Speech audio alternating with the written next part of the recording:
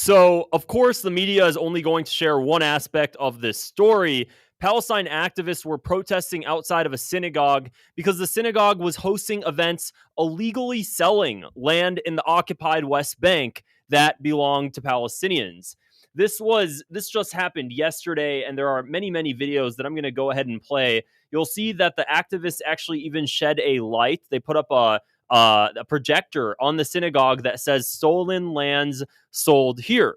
Now, here's the thing that the mainstream media doesn't want to tell you. A lot of these protesters were non-Zionist Jews. They were Jewish people against Israel annexing and sealing Palestinian land and supporting the ideology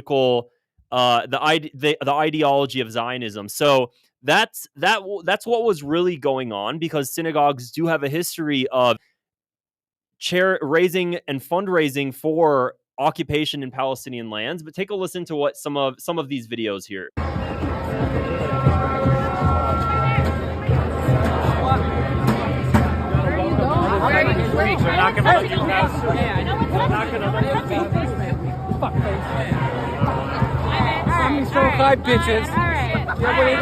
So I don't want to play anything that gets too vulgar, but again, remember, these are Jewish individuals that are against Zionism. This was heavily organized by them to stop the illegal sale of land. Now, if you think that this is something that doesn't happen too often, well, you'd be wrong. Actually, let me go ahead and share my tab here.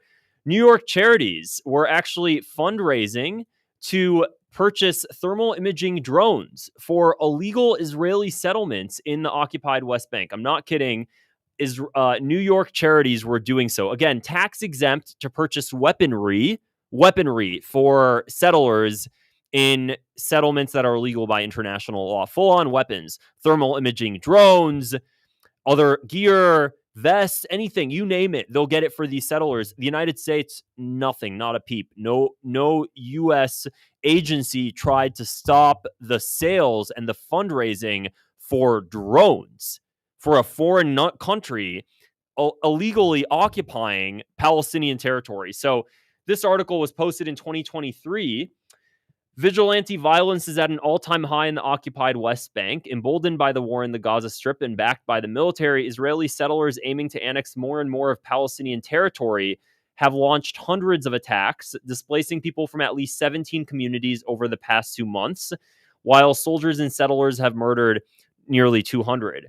At least 3 New York nonprofit organizations are calling on donors to help outfit those settlers with combat gear in a fundraising blitz, funneling millions of tax-deductible dollars to the West Bank aggression.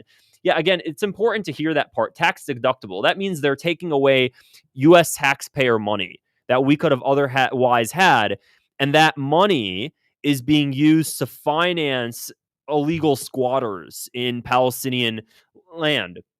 By chipping into a thermal imaging drone matching campaign, donors can help the Long Island-based One Israel Fund buy remote-controlled aerial vehicles for settler militias.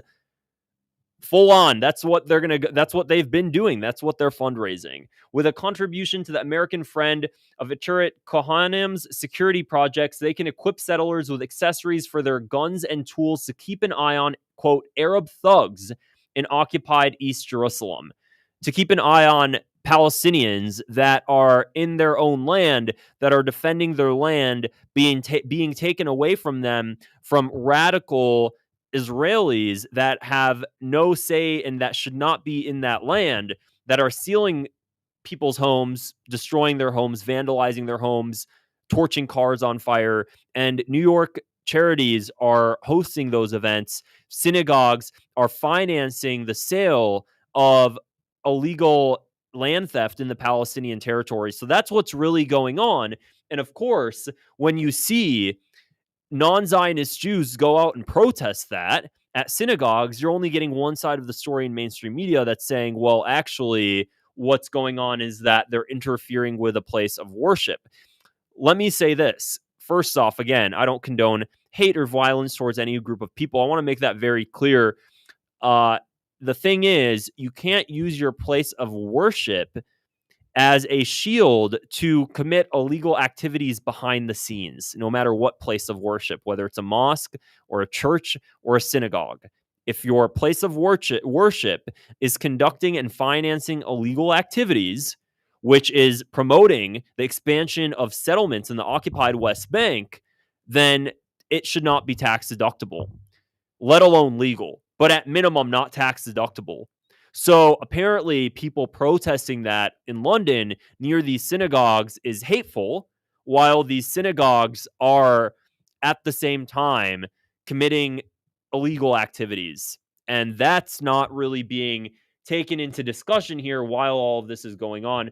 So if you look at some of what people are saying, again, we have some pro-Israelis talking about how they feel sick, and ministers in London stating that they're going to stand by the synagogues, without talking about the fact that there is illegal land sales going on behind the doors at some of these locations. It's not okay. It's not okay.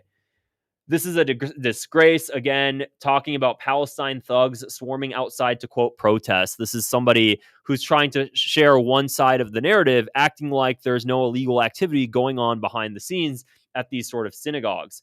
David Friedman says, Mamdani says that it is inappropriate for a synagogue to host an event which Jews are offered assistance in moving to Israel. He should stay out of internal affairs of a house of worship. He's off to a terrible start.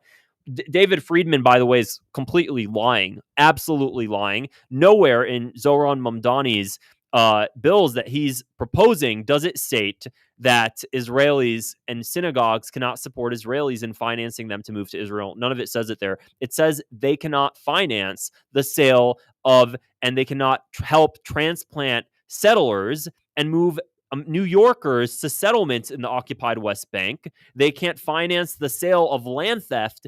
They can't finance land theft in the occupied West Bank. That's all his bill says, that if you support illegal settlement expansion in the occupied West Bank, your charitable status should be revoked. That's it. Says nothing about Israel proper, nothing at all. Of course, David Friedman is just trying to rile up and make people feel scared because he benefits from that. Obviously, he doesn't want any sort of legislation to pass that might hurt Israelis and American pro-Israel Zionists from stealing Palestinian land.